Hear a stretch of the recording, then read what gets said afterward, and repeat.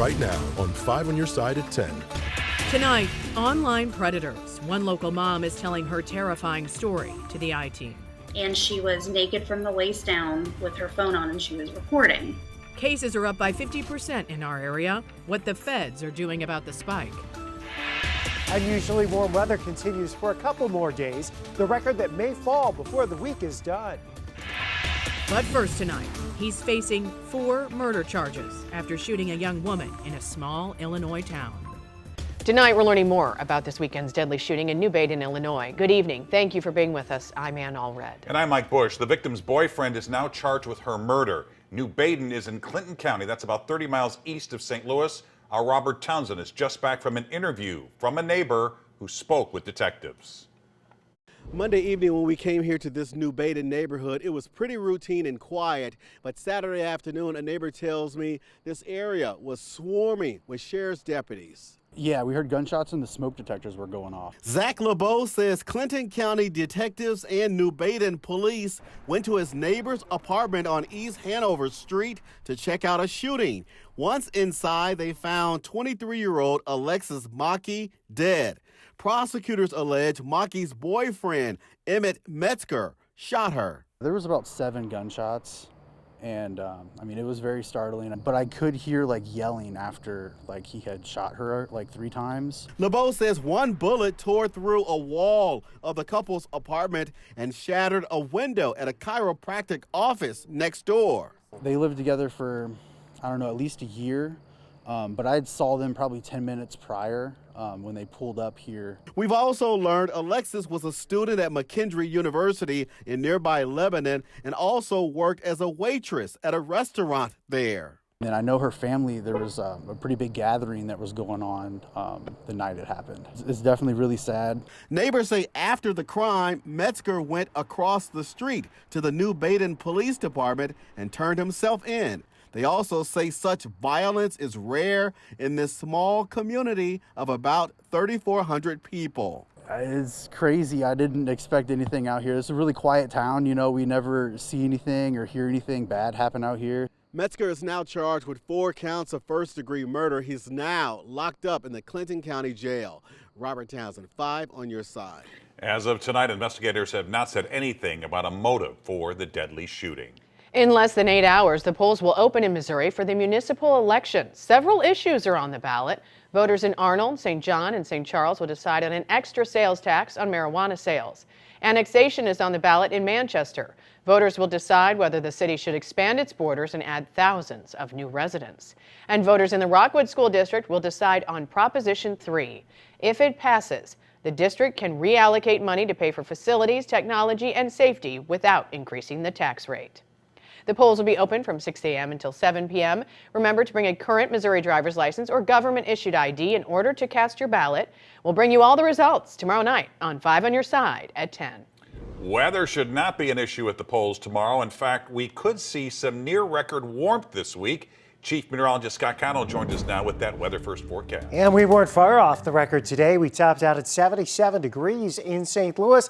We have another warm day tomorrow, but the warmest day of the week is definitely going to be on Wednesday. But wouldn't you like every election day to be just as nice as it's going to be tomorrow? Sure, we have some clouds spreading across the region. Still quite a mild night. We haven't dropped out of the 60s in St. Louis yet, down into the 50s to our north. Your election day forecast, around 70 by 11 o'clock tomorrow. Yes, there'll be some clouds around, and at times they may be a little thicker, but it's highly unlikely we're going to see much in the way of rainfall. That's been the trend, and that will be the trend for a while. It's warm through Wednesday. The rain chances look paltry.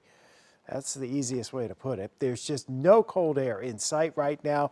It's conceivable we get to Thanksgiving with some of us not dropping below freezing again.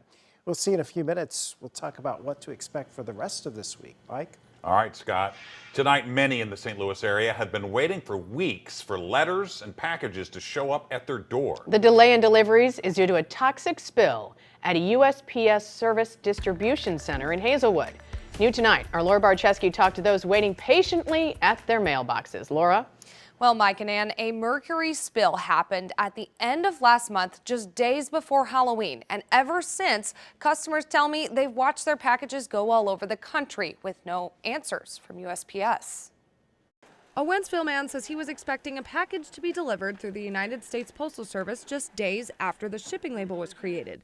And after not receiving it on time, like anyone, he checked the tracking. My package was sent from Fort Worth, Texas, ended up in Dallas, Texas, and then it arrived in the St. Louis, Missouri Network Distribution Center. It carried on to the Wildwood branch, and then we have Valley Park, then ultimately Springfield, Missouri, then back to our St. Louis branch. The customer says the package then went to Virginia and Illinois before making its way back to Missouri again. He says it was so strange he went to the post office in person to get some answers. He wanted to remain anonymous for employment reasons unrelated to this story. The gentleman that was working there said that they had a hazmat leak involving a mercury spill or contamination at the Hazelwood plant. The Missouri Department of Natural Resources says an environmental emergency response team was called out to the USPS Hazelwood Distribution Center on October 26th, where they found a significant amount of mercury on a processing table and a conveyor belt. The facility was evacuated. In a statement, a DNR spokesperson said our staff used a mercury vapor analyzer to screen the employees who were working in the area of the mercury release. None of the employees had any mercury contamination present on their clothing or on their person. And while customers I spoke with on Facebook and on the phone say they finally received their packages Monday, they're still concerned. I think that's important that, people be vigilant and watch out for any, problems that may arise. But we just need to know, for the safety of everybody involved and also the people at the other processing plants.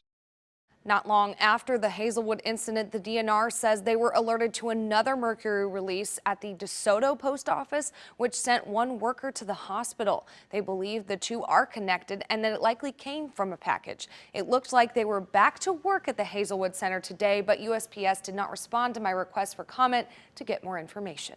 Tonight, a downtown St. Louis homeless shelter is renewing its fight to reopen its doors. According to our partners at the St. Louis Business Journal, Reverend Larry Rice and the New Life Evangelistic Center filed a lawsuit today asking the state courts to reverse the city's decision to deny a building permit. The city shut down the shelter on Locust back in 2017, citing building violations. The Board of Building Appeals rejected the center's plans to reopen in July. More than 400 high-paying jobs are coming to North St. Louis County. St. Louis-based developer Clayco announced plans today to move into the old Express Scripts building in Berkeley. The $50 million investment will put all of its employees under one roof. The state of Missouri is providing $17 million in incentives. The state of Missouri is ready to show Boeing the money. Today, the state approved $6 million in bonds to help the aerospace giant pay for its proposed $2 billion expansion near St. Louis Lambert International Airport. This is on top of the $155 million in tax incentives from St. Louis County. I'm gonna love you the best that I can. Tonight, the battle rounds wrapping up on NBC's The Voice, and immediately the three-way knockouts got underway with country music legend Wynonna Judd serving as the mega mentor. Fans of the singing competition continued to cheer for our local artist, Ruby Lee. But some may be taking it a little too far. 5 on Your Side's Andy Krall sat down tonight with the teen sensation and her family about their excitement and their concerns as her star continues to rise. You lie. She's got a talent that only God gives. And she's going to go far. And I'm going to see her on Grand Ole Opry one of these days. 16-year-old Foley, Missouri native has been turning heads and chairs on NBC's The Voice. Talk to us about what is it like when you're performing on The Voice. Describe what that feeling is like. I'm sure it's extremely unique, just to put it into one word. I don't get nervous on stage. I'm never nervous on stage. It's the walk to the stage is the worst part. Being homeschooled starting at 6 in a small town with about 68 people, Ruby Lee says the attention can be overwhelming. You know, I have my phone number. That's a different story. I mean, it just depends on who you are. But like coming to my house, I'm like, don't come to my house. Like, please don't come to my house. There's always things that you got to keep your eye on. And, you know, as a family, we protect her. We're around her 24/7.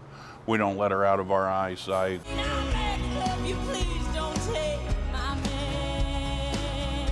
With about 200 performances a year, the fan mail will keep coming.